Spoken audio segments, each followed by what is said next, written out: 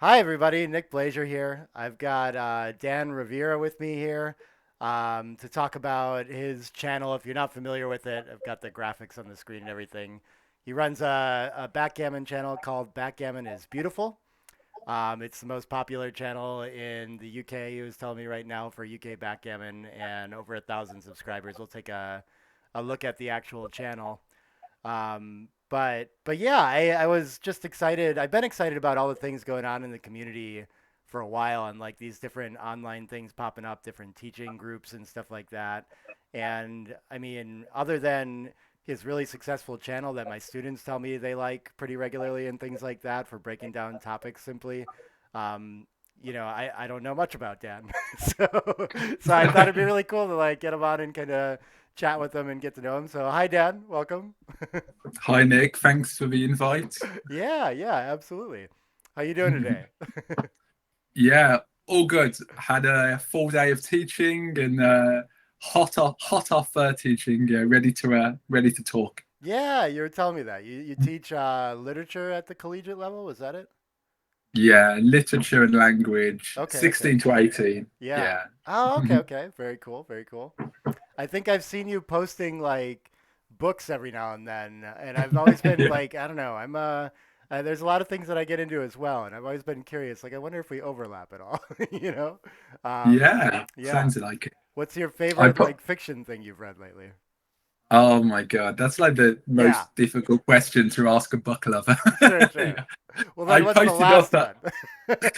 the last good one. Yeah, Yeah, yeah. sure. Well, I posted up a short review of Paul Auster's New York trilogy, Hmm. and got some good response actually from even some backgammon players, who had read it. And it was, yeah, it's great, postmodern, um, beautiful. Read it, Oh, New I'll have York to check that out. trilogy. Okay, okay. Postmodern Yeah. is like a nice keyword to throw at me. I'm like, okay, okay, I might like this book. It basically means you don't know what's going on half the time. Characters keep on changing Right, right. identity. Yeah. The narrator's unreliable. Times keep on shifting. Not the Sure. easiest to read, Yeah. but kind of enigmatic and kind of Yeah. beautiful in its complexity. Yeah, I love that. Typically no like clear beginning and end a lot of times too, right? I don't know if this has that, but yeah, yeah. yeah. Yeah. I Yeah. think that's like backgammon, right? Where is the starting point exactly? So, Yeah, yeah. Well, let's yeah. see. So how did yeah, I guess what I'm most curious about was like what were you doing before you started your backgammon channel and how did you decide you wanted to make a YouTube channel with lessons, you know? Yeah, well, I mean, I've been teaching for a long time, about a dozen years. So Mm. I've always had a passion for English and communicating ideas, across. Um, so before I started playing backgammon, I've only been playing for about 7 years. I was I did a lot of performance. I did performance poetry, a bit of beatboxing. All right. I used to put on some like drama productions with youth theatre groups. So try to kind of stay creative. Then I had a go doing some mindfulness. I wrote a book on mindfulness, human being, human doing. Yeah. Um, you can get that on Amazon. And then I did like some mindfulness videos on YouTube. So you can actually see like some of those. It was called Kindness Starts Now. Yeah. So I kind of enjoyed that as well, but I felt it was such a oversaturated market with mindfulness Mm. that I kind of had a go at it. I think I did about 12 videos on the tribe, listening, all these kind of aspects of mindfulness, and you can check those out. Actually, I kept them on my channel. Yeah, I saw Some of them that. are Yeah. some of them are a little bit like, yeah, yeah. I look back on, yes, yeah. Anyway, it's cool. Well, you look back, I'm curious. Like you've gotten better at editing videos or like the content isn't what you put out anymore or what? I think so. There's they can be a little bit rambling. I kind of feel like I Mm. feel my backgammon videos are much more like focused and structured. Yeah. Whereas mindfulness, I'd basically turn the camera on and I'd basically just let it out. And I kind of like that kind of organic, connection to the audience, but at the same time, yeah, watching me just Mm. speak about something is a little bit cringeworthy when I see myself doing it. So yeah. Yeah, I'm sure those are Mm. interesting videos as well. But I do that really brings a picture together for me because I get good feedback from students of mine that like the videos are very clear and approachable and they hit a topic in a way where they can watch and like pick something up and that makes sense that like you're bringing that teacher experience and background to it. That's pretty cool. Um, Yeah, yeah. yeah. Have you been playing backgammon for like a long time then too, or why backgammon? So I've always been curious. I've always played games, board Yeah. games, different games. But backgammon is it's a beautiful game in so many ways. I think it really feeds into your curiosity. Mm. I've always been a curious person. When I was young, my mum said you always used to turn things upside down, for better or worse. Yeah, exactly. Yeah. So backgammon is there's never like a final solution. You can never get to a point where you've completely understood the game. Yeah. So even the best players in the world, Mochi and Michi, and they still learning, about the game, obviously on a much higher level, but they still kind of, it's a gift that keeps on giving, right? Yeah. That's how I see it. Yeah. I love that about it too. I love that. It's there's so much mystery in it, and I think that's maybe really attractive to a teacher too, because the depth of it is hard to put into words, right? It's hard to you can talk about backgammon easily, but getting to the point of a position or in a way that someone else understands it is very challenging for the same reasons, I think. Yeah, absolutely. Yeah. I think backgammon is really like the beauty, and the reason why I called my channel Backgammon is Beautiful is because there's so much elegance and complexity that Mm. that is greater when your understanding increases. It's a bit like when I teach Hamlet or A Streetcar Named Desire. The more the students learn about the context and the richness of character, the more beautiful the text becomes. Mm. And I think, part of the purpose, I guess, of me starting the channel was to share that passion, my love for teaching combined with my love for backgammon, Yeah. you know, together. Yeah. That's so cool. So, how long have you been playing backgammon? So 7 years. Okay. Yeah. Well, it's almost exactly the same as me. Cool. 7 years. Yeah. And I Nice. can talk about, you know, how I got started if you want and Yeah, of all of that. course, of course. Yeah. How did you get to So I backgammon? started I started I started playing in a tea shop in Brighton, Oh, okay. right? So yeah, I went to this tea shop and they had like a kind of like social evening, where people just came and drank tea and played backgammon. So the owner of a tea shop, a guy called Tom, he taught me to play, Mm-hmm. right? Mm-hmm. Another time, like I thought he was the best player in the world. It's like completely under his spell. That was the start. I went through the kind of the gates, and there was no turning back. Yeah. But I learned backgammon in a very like social dynamic. Okay. You know, Yeah. I kind of learned backgammon as fun. Mm-hmm. I didn't like learn it to study. I learned it like let's have a cup of tea, let's play a game. People weren't stopping to analyze positions, or talking about match equity. They were just enjoying themselves. Yeah. You know, much like I guess backgammon's played, in a lot of countries. They just, Yeah. throwing the dice, and moving other people's. The rules aren't as rigid. I guess. Yeah. Um, so so from there, I was playing, playing friends and really kind of enjoying the game and the social aspect. You could have a chat and play. And, I thought it was pretty good at one point. I was Okay. kind of a little bit kind of, delusional, thinking, oh, I'm quite good at backgammon. And then, of course, I went into a tournament. My first tournament was just outside Birmingham in England. I went up with one of my friends Okay. And Was it like a national, international, local club tournament? Like how many players were there? it was a UK BGF tournament. Oh, okay, okay. Uh, Yeah, Going back, this is about 6 years ago. yeah, Anyway, I turned up. First tournament, didn't really know how to use a clock properly, yeah. and obviously didn't do very well. I mean, I think I won the odd game, but on the whole, just lost. But I had quite a lot of interesting conversations with people. You know, I'd play them, and then I'd say, "What did you think? You know, did you notice any mistakes?" And then you'd kind of go this kind of A few. how long have you got kind of thing. Yeah. Uh, but that kind of then gave me the incentive to start taking it more seriously, right? Yeah. So after kind of a year or so of social play, Hmm. then I kind of thought, okay, time to take it seriously. Then I read like, you know, McGrill, Mitchie, you know, Roberti, you know, all the classics. Yeah. Watched a lot of commentated matches kind of online. Yeah. um, started to improve. And I think that it was a motivation as well for the channel, because when I started playing backgammon at a social level, like there were no videos online. You know, this was Yeah.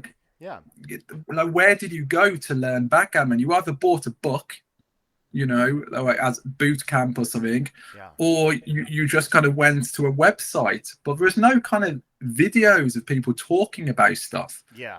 Yeah. And then, you know, Mark and, you know, the Galaxy team, they started to release the videos, and then Mitchie, and now like, yeah, there's like several kind of prominent kind of backgammon YouTubers, right? Yeah. All of a Which is sudden, which is great, really cool. you Yeah. know. Yeah. I agree. um so I had to kind of have that kind of rude awakening. I had to kind of unlearn part of the social aspect to learn backgammon on a deeper and more kind of systematic level. So that's what I'm thinking about when I'm creating videos on my backgammon channel. Sure. You know, I'm thinking like, what do people need to know? You know, when they start out backgammon, like what are the concepts? Like, what are the things that I didn't know when I started out, right? Yeah. Yeah. Because you know, if someone had said to me when I was in a tea shop, look, you should be thinking about flexibility here, it would have saved me a lot of time, man. You know, let's be honest. You know, Yeah. but Sure. those are key. Yeah, That sure. feels like a good moment to share your channel here and kind of run through some videos too, and you can talk through different ones that. What happens if I do this? Yeah, this looks good. Cool. But yeah, yeah. So I mean, we were kind of talking before too. Some of the videos that you were proud of as you went through, you know, kind of your favorite ones that are resonating with people the most. But this is Dan's channel. He's got, I think he just released his 50th backgammon video now, or number 50 in the series, lesson 50, right? Yeah, And as I mentioned, a whole bunch of views and subscribers and stuff like that, and it's doing really well, which is cool. If we scroll through these, yeah, yeah, I don't know. Tell me a little bit about your videos here.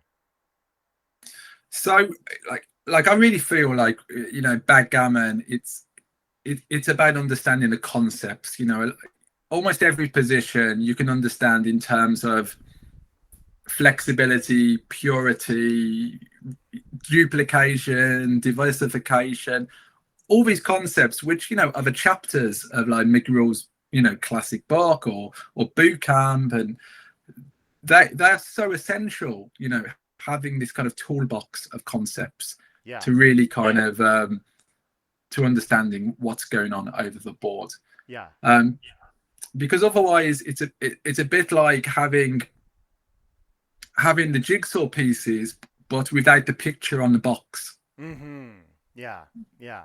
I That, like that. you know, you have these ideas but you don't know how anything fits together. Sure, sure. So that was like, yeah, part of the idea. So you can see I've got like a video on duplication. You know, there's a video on blitz plays, there's a video on flexibility, there's a, you know, I wanted to cover, you know, those things, Mm-hmm. you know, um And then other things that if I just come up, like through reading or through talking to people or through my own games online, such as like the second best move, like always Yeah, yeah. I like that.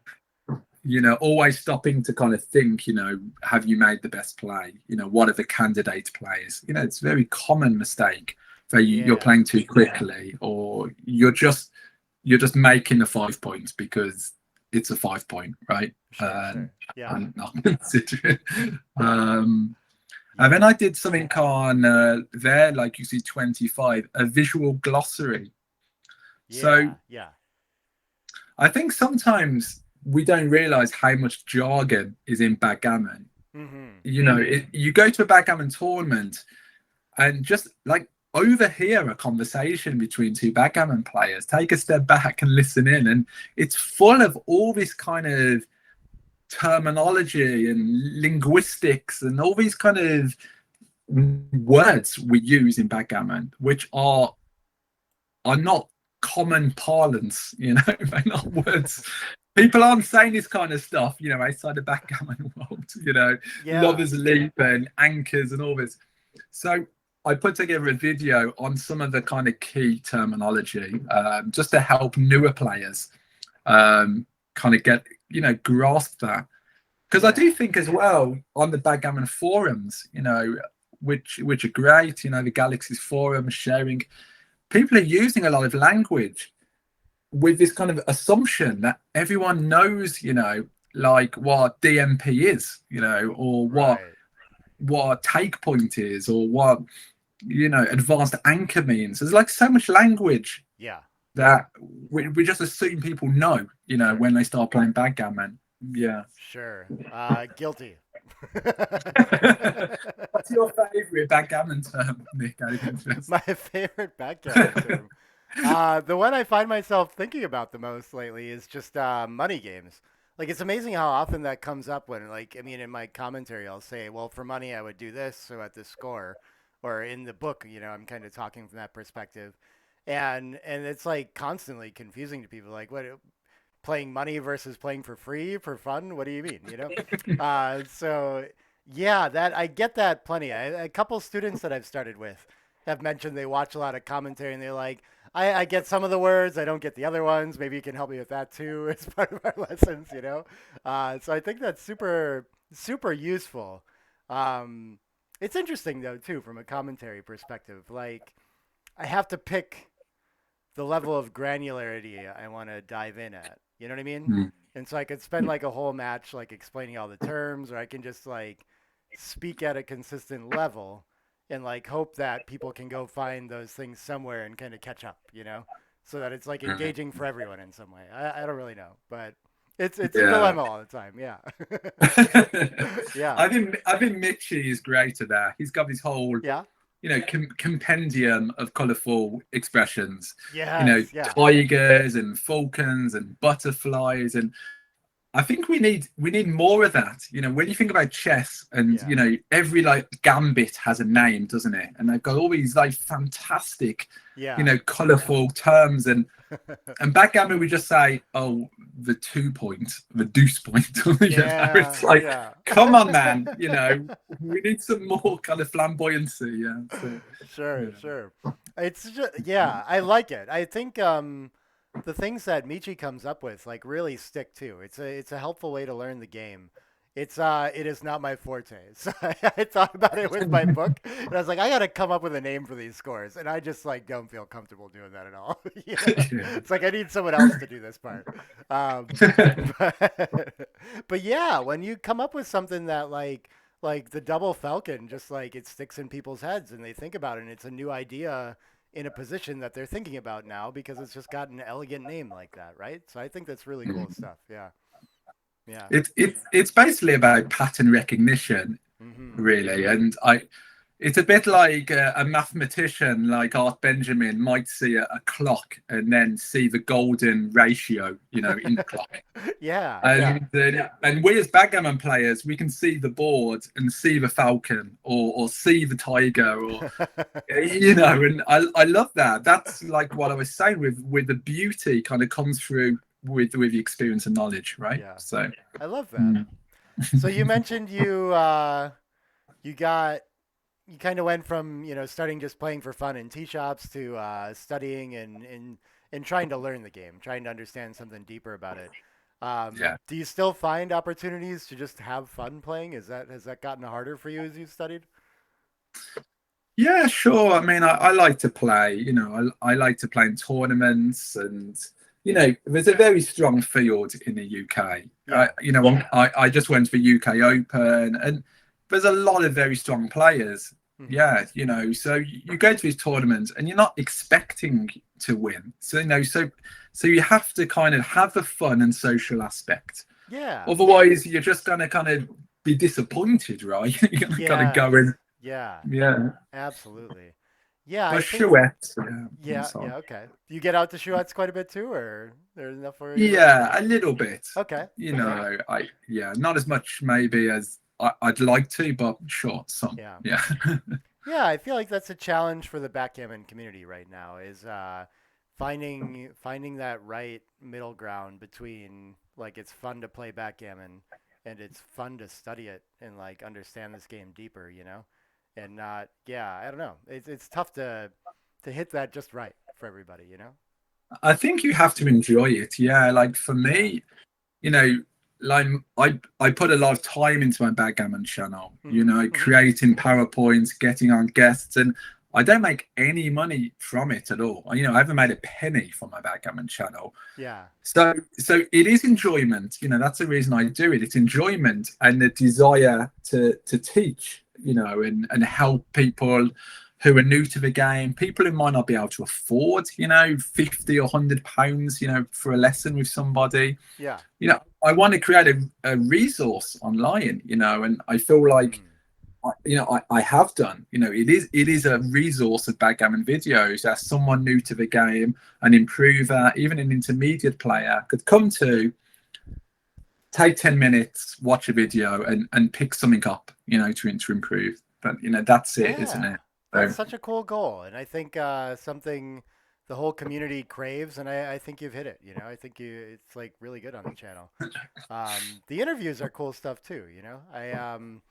I guess you've had a couple guests on there too. Do you have any, I guess, like specific goals with bringing? I've been on there before too. Yeah. yeah. It was cool, man. Yeah. Yeah. Um, But yeah, what are you I trying to want do with like bringing guests on? Tell me about that. Yeah. Well, I just wanted to mix it up a little bit, Yeah. rather than just have like me talking. I'm aware that there are players greater than me in the world. Many players from around the world that Maybe a know a lot couple. more. Exactly. Backgammon is Yeah. it's humbling in a lot of ways, and Yeah. again, that's an attractive feature. So basically, I was in correspondence with Will Snellings, for quite a long time. We just chat and so on. Hmm. And I just said to him, hey, do you want to come on and do a video for like my first guest? Right. And he was like, yeah, love to. I was like, Yeah. cool. So then I thought, oh, what can I do? I want to do something quite like punchy. So I thought, let's look at Mochi's blunders, right? The best player in the world, his blunders. So I thought, okay, I better check with Mochi first that he's happy, me doing a video on this. He was completely cool, Yeah. So one thing I've learned is, on the whole, everyone's pretty cool in the backgammon community. Yeah. You reach Yeah. out, people are going to be there to support you. So, Yeah. like, huge appreciation for like Will for being my first guest. So then I had to go through loads of matches by Mochi to find blunders. And all I wanted to do was find like 10 blunders. And I think I had to go through about 40 matches or something. I was really like thinking, this guy does not make blunders, like he plays whole matches with not a single blunder. So I was like, come on, make more mistakes. Yeah, that's amazing. So then I collected them. Hmm. And then I rolled them out, and then some of them were no longer blunders after the rollout. So then I had to find more blunders, you know. So anyway, I put it together, put it into a PowerPoint, and then I sent it to Will, Hmm. and I asked Will to come on and add some commentary on the positions because I thought, well, who am I? I'm not going to comment on Mochi's blunders. You know, that's not my level. Yeah. But Will, sure, you know, he's the guy to do the job, right? Yeah. So Okay. I sent him the PowerPoint, and man, he worked hard on it. He wrote like some notes, and then that's it. You know, we recorded it, and it was a great video. You know, like looking at Mochi's blunders, talking about the best plays and the candidate plays, and then that kind of inspired me to find other guests. Oh, cool. Um, Yeah. so then I had like Dirk Sheeman on talking about the cube. I've, you know, Thomas Tenland's been on, Zenik Ziska, Yeah. you know, yourself. I did an interview with Mark Olsen. Yeah. Just people, you know, getting people on to talk about, you know, their love for the game, or just share insights. So that's been really cool. Yeah. That is super cool. Yeah, I think as well, like for a new player coming to the game, trying to understand the tournament scene or something like that. I don't. It's nice to know the faces, especially those like the really great players that are also very welcoming and want people to come to the game. You know, like I don't know, more meeting those people. I feel like it helps you understand why you would want to show up at a tournament. You know, like these people are actually like really fun to be around and talk about the game with. So I think Yeah, that's a cool thing. totally. You get a little taste of It, that. You know. Yeah. Yeah. it's been super cool, man. Like, even like getting you on, Yeah. chatting to you. Like, you know, we've never met, you know, at a tournament, but Yeah. actually just you know, shooting the breeze and talking about backgammon is Right. is great, man. You know, Yeah. and yeah, really enjoyed that, man. And that needs to happen more often, because often the tournaments, the conversations you're having are like a few minutes between a game, right? Right. Or Yeah. these quick kind of, you're not going deep. Yeah. And there's that quote by Joan Didion. You know, she says, "I didn't know what I thought until I wrote it down." Mm. That's And good. Yeah. what I really like about interviews is certain players have said to me, "I didn't really know what I thought about that until I started talking about it." Yeah. Yeah. So, you know, you're coaxing out, you know, this kind of wisdom, you know, from people. So I like that. Absolutely. That's it. Yeah. So That's really cool. Yeah. I think you have to sort of make a point of that at tournaments too if you want to like I don't know, like dinner breaks and stuff like that. I think it feels like more often than not now, like I end up getting to do things like that with players that will talk about things that are not backgammon, right? I guess when I was earlier, I was just so wrapped up in the tournaments, like 5 years ago or something like that, that I would probably just wanted to talk about positions and try to figure out what I was getting wrong and come back after dinner and play better, you know. But yeah. it's nice now to get out and just kind of get to know people outside of the game a little bit, and everyone needs a little like break from thinking about backgammon occasionally too, you know, even at the tournaments. So Yeah. yeah, Yeah, I mean, it's rich, you know, in learning. You know, just spending like 90 minutes with Mark Olsen, yeah, and just seeing how his kind of mind works. It's better in some ways than him kind of just doing a lesson and showing me some positions. yeah. Interesting. You know, because Yeah, that's his kind of philosophy. You know, his mindset, yeah, and that's what I'm interested. You know, I'm interested in people and how they think, and yeah, what brought them to backgammon and why they love it, and that's what draws people into the game. You yeah. know, that kind of, that desire and passion that people have. Yeah. I like that. I like that a lot. Yeah. So, what continues to draw you to backgammon? I guess what I really want to ask is more like, are you like still? What's your study like? You know, like do you have goals around that? You know, like is like a level of play you want to get to, or where you at right now? What are you trying to do? Yeah, man. Always trying to improve.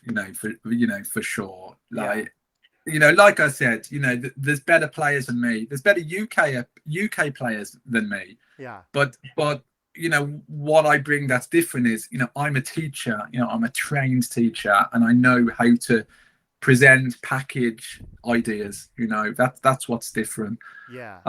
You know, my channel, besides maybe the odd video, it's not aimed at grandmaster level players. Yeah. It's aimed at kind of improving intermediate players. And like I said, the concepts are a key, because otherwise it's like a sandcastle being built on water. Yeah. Yeah. Like, if you don't know the concepts, then you're just going to make so many errors when you play, because your whole structure that you've built is just going to sink, Yeah. essentially. Yeah. um I'm always working. Yeah, I play. Sure, I play a lot online. I play live. I'm part of different leagues, and I do analysis. Yeah, I go through, look at the best plays, the worst plays, do some stuff on the cube. Yeah. I'm aware, of common mistakes. I still like cash two good positions occasionally, and then I'm always like, man, you keep doing this. Stop catching this kind of stuff. Yeah. Yeah. And recube a certain scores. Yeah, intricacies, with the cube that are things you can work on further. Oh, of Yeah. course, of course. Yeah. It's interesting how studying backgammon gets to a point where you have to not only like learn concepts, but you have to start spending time remembering them or like keeping them fresh, right? So you can learn Yeah. like this position is too good, but then how do you make that part of your game going forward? Right? That's another thing. Yeah, and retention is central to learning. Yeah. Like, I've done studies where I can teach students like an hour of poetry, Yeah. and then 1 hour after lesson, they've only retained 20%. Mhm. 20%. So if I'm Yeah. putting 8 to 10 minute video, like 2 minutes, right, is Yeah. going to be remembered. Mm. And if that, so you've got to kind of make it short, make it snappy, and hopefully people will then revisit it, relearn. And that's key. That's how you improve, right? You keep on attacking it, going back and back and back. Back, you know. Yeah. Um, Yeah, I think so. Do you have so what do you have like a structure to your review process for keeping those things fresh? Is there any tricks that you do for like studying that way? yeah, some things, I very much agree on individual focused areas of learning. Mhm. I see a lot of people on forums just trying to take on everything at once, Mhm. Mhm. reading like 3 books on the go and just too much information. Yeah. When really, I will focus, and this has helped me create videos. I'll look at like double two opening replies, Yeah. and I'll spend, a few hours on XG going over it and over and over, trying to find any of the kind of underlying patterns. Yeah. And so rather than having this kind of breadth of discovery, I'm going deep into one pocket of backgammon, Mhm. and then I can say, okay, now I know this. This is something I actually know, Yeah. and hopefully I'm not going to make a mistake over the board. And then I might look at something else. I might be like, okay, now I'm going to look at cubing at 3 away. Yeah. And I'm just going to look at position after position, 3 away, 3 away. Or maybe even one type of position, right? Yeah. Maybe a kind of opening blitzes, double five, double three blitzes, thinking, okay, Mhm. which ones are doubles, which ones are takes, which ones, just small areas, to work on. Yeah. Because I think what otherwise happens is you set out your stall way too wide, Yeah. and you're learning small pieces of information. But as we all know, a little learning is a dangerous thing, Mhm. because you think you've grasped something when actually you probably really have no idea, about a topic. So, Yeah. yeah, Yeah, getting things um, right for the wrong reason is a problem sometimes, right? yeah, like your book, on match play, Yeah. again, that's like a focused area of study, isn't it? You're Yeah. just looking at one pocket there. Yeah. Yeah, And that's that's, the I think, idea. Yeah. That's Oh, sorry. I was just gonna say this is like I think this is my teaching philosophy mostly too. There are some students and occasions where I'll do like play and explain type of things, trying to go through a match and like talk about backgammon in general and like work on people's thought process. But I find that there's a high potential in that format for that like overload of ideas and how are you really going to retain all this, right? So I definitely I feel like I get the most out of or I'm giving the most when we cover a very like here's a topic I found in your game and here's like everything you need to know about it, right? And you can take this and Mm. study it for the week afterward too. And I feel like when I was taking lessons coming up in the game too, that was the most useful for me to just have an area of the game that felt like solved for me at least, right? And you know, as time went on, you know, there was still I would run into positions where I had no clue, and then I'd run into positions where I knew absolutely the answer, right? Like I'd basically memorized it. Mm. And so there just become more and more positions where you're comfortable, you know?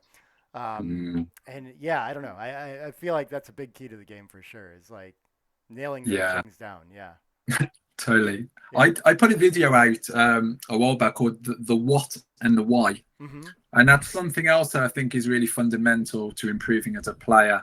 So understanding why you're making certain decisions over the board, and Mm-hmm. even simple decisions like, you start with the best opening roll of a 3-1, you make a 5 point. Yeah. Like what? Why? Why are you making the 5 point there? Yeah.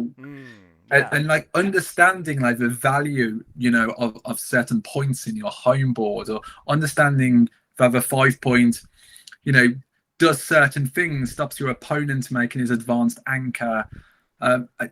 Trying to kind of find the whys for your players really kind of helps you kind of tighten up your game and makes you just more conscientious about making plays. And the Yeah. best players, Tenland and Sheeman, they're very meticulous when they move checkers. You see them on commentary, Mm-hmm. and every checker move is a conscious, thought out action. Mm-hmm. And Yeah. and that's when you're at the level. Yeah. Yeah. I I think think. so. I think so. Yeah. Yeah. I Yeah. remember. Okay. So before the video too, you started to ask me about a specific topic in my book about why I covered the 4 point match, right? Yeah. Yeah. Yeah, I figured I'd share that here too. But well, yeah, it was because like usually we play 5 point matches and 7 point matches. You're asking, so like why this non-existent kind of realm? Yeah, Yeah, I was curious about that. Yeah. yeah. So it's I'm not like presenting it that way as though you're going to go play 4 point matches, but like within 4 points away from the match end is when things really start to change, like fundamentally Yeah. about score play.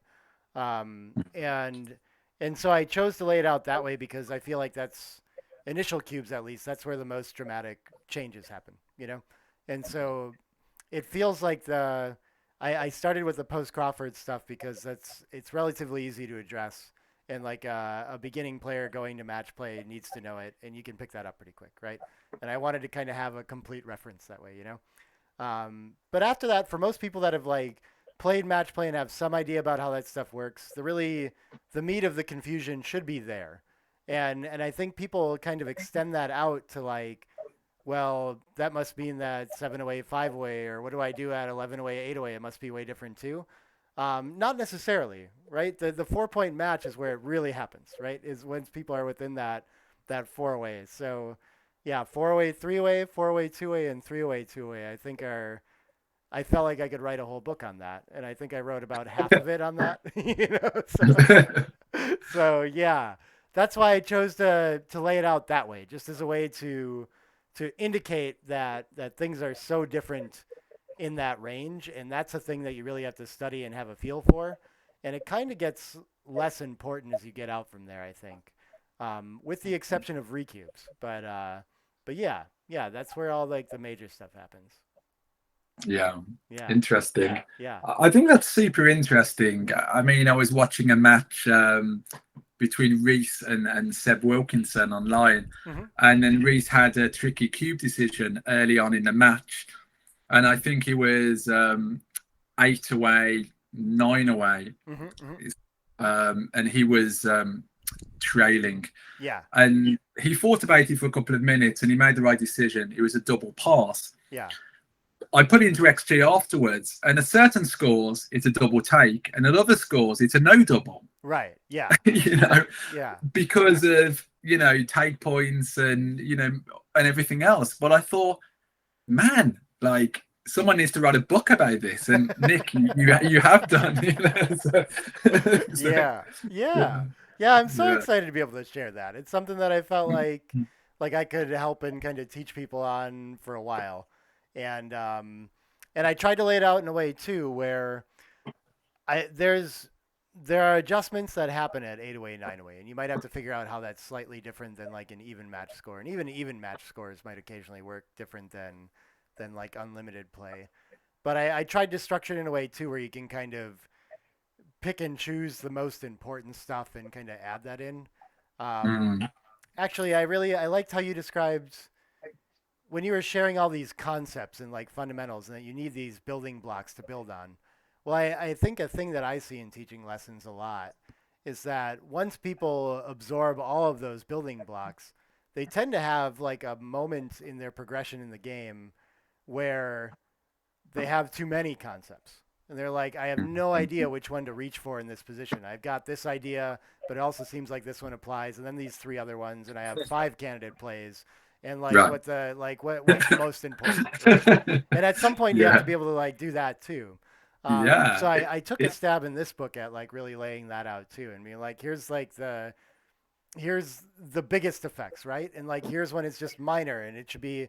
And I presented most of the checker play stuff as exactly that, as like for the most part, this is a secondary effect, and like whatever play you would make in normal backgammon, you should make. But here's when it can change a little bit, or if it's close, when you should think about it. You know, and like kind of helping people like layer their learning too. You know, I think that Yeah. can be an important thing. Yeah. That's true. I mean, it's a good point you make. It's Yeah. like a dot to dot, but you don't know how they join up, Yeah. basically, you Yeah. know. And like in teaching, part of what I do is thinking about sequencing, thinking about how activities kind of fit together to get to a kind of endpoint, which might be an end of term assessment or a presentation or, you know, something like that. Yeah. I think so much in backgammon is about unlearning as much as learning.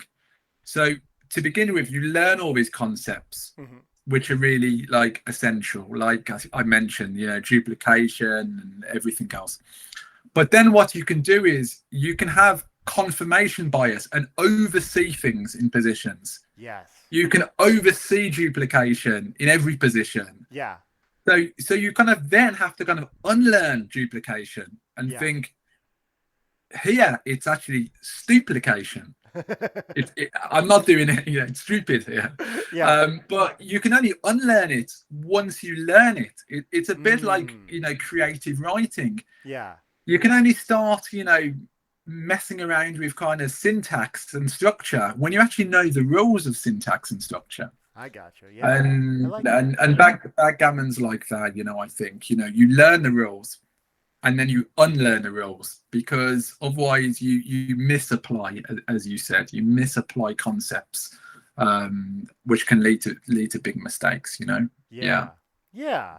Yeah. That's like there's simplifications that you have to make in teaching too, right? You can never teach someone like all the reasons why 3-1 is the best role with the opening, like their first time looking at a backgammon board. But so you give them some because it's the best point. And then you come up later with like, well, it's not the best point in this position, and there's reasons for that, right? Yeah, But well, that's it. That's exactly it, isn't yeah, it? Because yeah, otherwise people would just automatically bam 5 point 5 point 5 point, when actually with a slotting play to begin with, you hit with a 3-1. hmm, hmm, You don't make the 5 point, you know. right, So that's an example of, you know, yeah, you've unlearned kind of the 5 point rule. yeah, And that's, there's always exceptions, sure, but I think sometimes people use that kind of too freely to say, oh, you know, there's no rules, where there are rules oh, of course, yeah, 95% of the time. But yeah, the 5% is when you really develop as a player. I think when you can Yeah. see the exceptions in a position, Yeah. when people can see a position, like, okay, you've got 12 in the position, you've got 12 men in the zone. This looks like a blitz, but you shouldn't be blitzing here Hmm. Hmm. because there's other things going on. Yeah. And that's a 5%, Yeah. and that's a difference between people like me and you and people like, Mochi and everyone else, So Yeah. they know the 5%. Yeah, exactly. Right. Yeah. Yeah. It's an interesting way to put it too, because there's always another 5%, like you were saying at the beginning of the video, you know? Like it's just Mm. the depth of the study of it is endless. Like everyone's it's cool how you're just always approaching a zero PR, but you can never quite get there, right? You know? I don't know. Yeah. Yeah, like Roadrunner or like Wile E. Coyote chasing the Roadrunner. Right, right. But I find it really humbling, though, that aspect of backgammon. I Absolutely. Yeah. I don't find it a kind of threatening or Mm. depressing. I find it actually, there's some things I might never know or never learn or never master, but so what? Yeah. I'm never gonna like climb Mount Everest or K2. I'm not like pissed off about it. Yeah. Right. Yeah. It's like, know your limits, Sure. and part of being human is the acceptance of your own kind of errors and willingness to not know everything. Yeah. Yeah, that's a really important thing I think working with students as well is trying to help them identify what the right things to get wrong are, right? Because everyone sees like a mistake, and like no one wants any mistakes in their game. But like, of course, everyone's gonna make mistakes in their game. Like everyone knows that Mochi still makes mistakes too, right?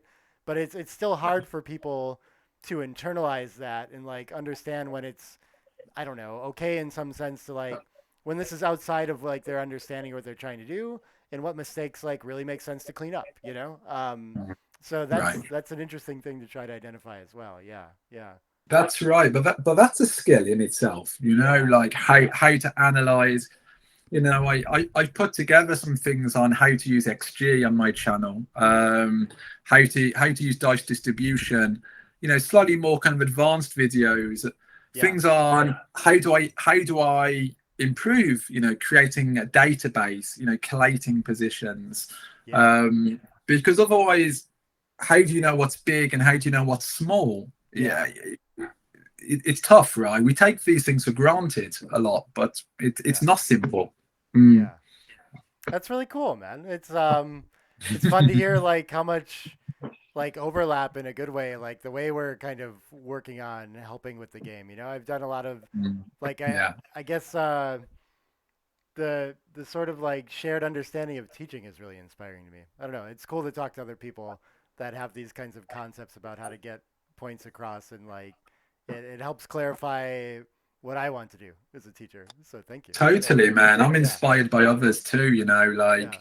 your work, Mitch's videos. There's Yeah. loads of really cool content out there. And I just think back to when I started and what I didn't have. And I'm trying to kind of fill the gap, in some ways. Mhm. And sure, it's nice when I go to a tournament and someone says to me, "Oh, I watched that video. I really enjoyed that." That's nice to hear. But Yeah. I'm not doing it, for the validation. I'm doing it because I want there to be a resource, online. I want there to be something that there hasn't been. Yeah. I feel like I'm creating something important for the community. Yeah. Um, so that's nice. Yeah. That's Yeah. it. I think so Yeah. too, and I hope people keep connecting with it. You know, I'll keep pointing people that way. Hopefully, someone learns about it from this channel that didn't know about it before too. That would be cool. Yeah, But man. yeah, it's great Definitely. work, man. I was so interested just in to learn more about you and like what brought you to that project. And do you have any goals with the channel before you like wrap up here too? Like, where do you see it going? Well, I guess I should say, that when I started off this channel, and I'm just doing it on my Mac, my Yeah. laptop, QuickTime, and I thought if I hit 100 subscribers, I'll be happy with that, right? Yeah. Honestly, that's how it was about a year ago, Yeah. and now, I've passed 1,000, Yeah. and I'm like, Wow, that's really cool. I didn't think it would have that kind of traction. Yeah. So now, the future, I want to get more guests on, Hmm. Hmm. different people sharing ideas, different topics I haven't spoken about. Hmm. So yeah, if you watch this video and you want to come on my channel, then just hit me up, send me an email and come on, because that's part of it as well, the community, sharing and bringing everyone together. Yeah. Yeah, that's so cool. Well, I hope I can have 1,000 subscribers someday like you too, Dan. That's cool. Inspiring you stuff. should do, Nick. You deserve 1,000 subscribers. Just for your commentary alone, man. Like, Oh, yeah, thank you. Yeah. get onto his channel, like and subscribe. What are you doing? Yeah, who Yeah, was it? I think Michi was telling me he really wants to have like a million subscriber channel someday in Backgammon.